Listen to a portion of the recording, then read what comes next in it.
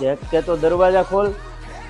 देखो, इसने तो दरवाजा देख के नहीं खोला, लेकिन आप ये रील देख के जाना।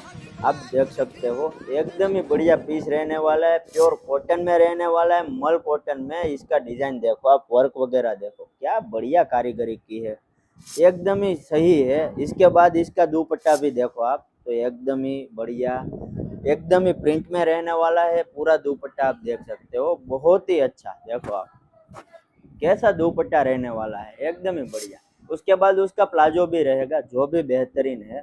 देखो आप, पूरा एक प्लाजो है ना, वो पूरा फ्लेयर में रहेगा, तो आप कैसे भी पहनो इसे, कुछ भी नहीं होगा। और कापड़ की तो बात ही मत करो, एकदम ही बहुत ही बढ़िया कापड़ है। इसमें ध्यान एक रखो कि इसमें लिमिटेड स्टॉक है, तो आपको जितना जल्दी हो सके उतना जल्दी आ जाना है। और हाँ, हमारा 10% का डिस्काउंट तो अवेलेबल है ही।